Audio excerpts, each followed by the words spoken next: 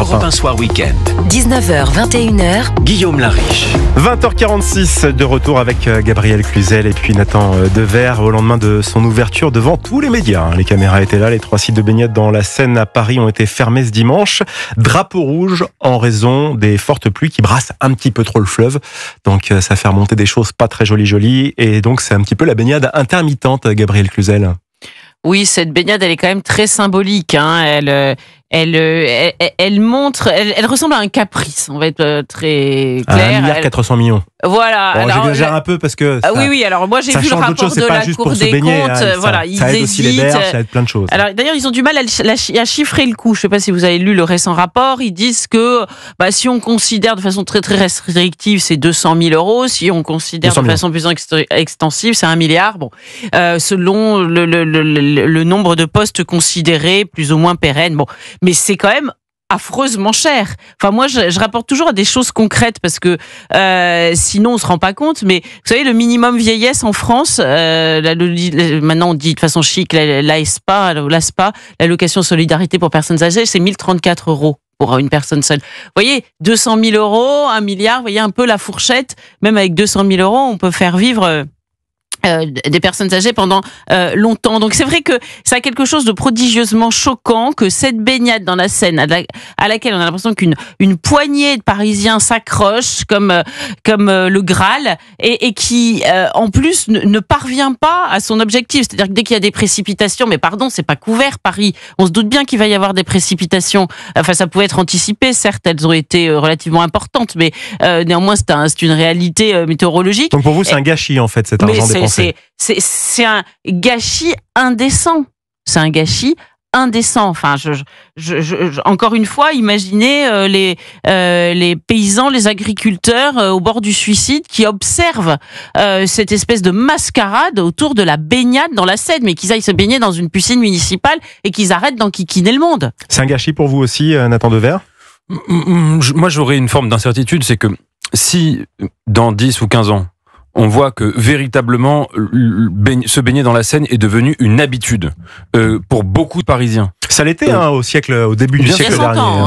Si nous y revenions, là on pourra dire a posteriori c'était un acte courageux, audacieux, c'était intéressant, etc. Si c'est juste de la com politique dans le genre nous allons enfin réussir ce que Jacques Chirac avait promis mais qu'il n'a jamais réussi à faire, c'est évidemment beaucoup moins intéressant. J'aimerais juste dire une chose, c'est que la baignade dans la Seine, moi j'y suis pas du tout opposé. J'estime qu'il y a d'autres problèmes, beaucoup de problèmes qui se posent aux Parisiens et aux habitants d'ailleurs des grandes villes, on peut l'étendre, et que ces problèmes-là ne sont pas traités et qu'ils devraient l'être peut-être en priorité.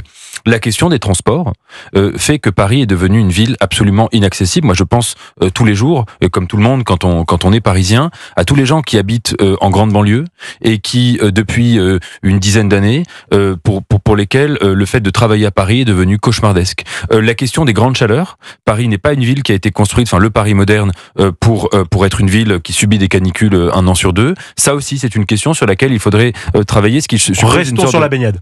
Mais justement, ce que je veux dire, c'est que je crois qu'il y a une forme de mauvaise priorité dans le fait de présenter comme un acte d'héroïsme le fait d'ouvrir la Seine à quelques baigneurs, alors que pour beaucoup de Parisiens, les priorités se situent ailleurs, dans les questions que je viens de vous soulever, et puis la liste serait assez longue. Alors justement, par rapport aux baigneurs qui ont commencé à pouvoir nager hier, ça a soulevé pas mal la polémique sur TikTok, je vais vous en parler tout de suite.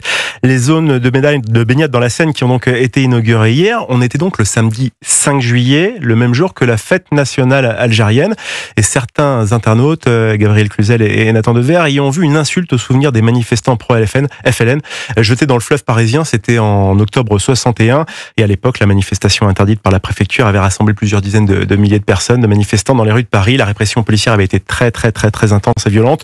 Plusieurs dizaines de manifestants furent tués et certains de leurs corps jetés dans la Seine. Je cite ce qu'on pouvait entendre sur TikTok. J'ai trop la haine, s'emporte ainsi une militante pro-palestinienne. Alors ça, c'était sur X. Les gens se baignent dans la Seine sans savoir qu'on y a noyé des Algériens et en plus, ils inaugurent le 5 juillet. Est-ce que c'est une ligne de plus que la politique est décidément partout ou alors c'est du n'importe quoi selon vous ? Oui, c'est très intéressant parce que d'abord c'est le signe qu'il y a un passé mémoriel Je pense que Gabriel sera d'accord au moins sur ce point avec moi, avec l'Algérie qui évidemment continue de nous hanter et qui est toujours du présent et qui n'a pas été réglée, et que la guerre d'Algérie continue de créer, non seulement participe de notre mémoire collective, mais elle participe surtout de notre inconscient collectif. J'entends, mais de voir ça là-dedans, mais voir justement, c'est vrai que pour beaucoup, je peux comprendre la blessure qu'il peut y avoir de se dire les dirigeants n'ont même pas pensé au fait que le 5 juillet est vécu par énormément d'Algériens ou de gens originaires d'Algérie, et d'ailleurs de gens qui sont sensibles à cette question, comme l'anniversaire de cette date extrêmement sombre sur la scène. Je donne un exemple, je fais une comparaison, mais si on avait, c'est pas la même chose évidemment, mais si on avait rouvert un vélodrome à Paris le jour anniversaire de la rafle du Veldiv, certains auraient pu dire oh là là, la date quand même ça sent mauvais, c'est étrange. Donc oui, il y a aujourd'hui des souffrances dont l'histoire et dont la mémoire n'est toujours pas réglée, et je crois que c'en est le symptôme. Gabriel, alors pardon, mais je vais retourner la chaussette, parce que à chacun sa mémoire, et c'est peut-être un vrai sujet du reste dans notre pays. Le 5 juillet, c'est une des fêtes, parce qu'elle en a deux d'ailleurs, toutes les fêtes de l'Algérie. C'est quand même important de voir que ce pays s'est construit en réalité contre la France, parce que son identité démarre avec l'indépendance. La première fête nationale, c'est la Toussaint Rouge, le 1er novembre, et la deuxième fête, c'est le 5 juillet. Et alors moi, je pourrais dire aussi dans la foulée que les Pieds Noirs et Harkis, qui ont été assassinés le 5 juillet, et sans que les militaires, alors que les militaires français restaient l'arme au pied, les disparus, parce que des disparus français qui n'ont jamais été retrouvés. Puis je peux vous dire que les archives algériennes, on attend toujours qu'elles soient ouvertes, on peut aller se brosser. Eh bien, ils étaient devant le mur des disparus à Perpignan, ils étaient à Paris à manifester. Ils pourraient dire aussi, je comprends pas qu'on se réjouisse avec une baignade le jour anniversaire du martyr de nos ascendants. Parce que moi, je commence à en avoir un petit peu assez, qu'on s'occupe toujours de la mémoire des Algériens. Ils ont déjà l'Algérie qui s'occupe de leur mémoire, très bien, parfait. Mais nous, on s'occupe jamais de la mémoire des nôtres. Voilà. Et quand je dis la mémoire des nôtres, c'est au sens large, parce que ça comprend évidemment les Harkis qui avaient fait le choix de la France. Nathan Devers. Ah non, mais sur ce point, je vous suis. La date du 5 juillet, on l'a envisagé côté algérien, côté Pieds Noirs, notamment dans la ville d'Oran. Il y avait eu des massacres absolus avec moment où la célébration de l'indépendance commençait, les Pieds Noirs, les civils, les Français d'Algérie, qui étaient évidemment pas des colons pour la très grande majorité, qui étaient des gens assez simples, assez pauvres, etc., se sont fait massacrer dans les rues, emmenés dans des bus, etc., vers les lacs du Sud. Et toute cette date, cette dimension noire de la date a été en effet omise. Et il faut rappeler, vous avez raison, que les autorités françaises, et ça pour le coup c'est une des tâches de la politique du général de Gaulle dans cette question, ont laissé faire. Il y avait l'armée française, mais qui n'a pas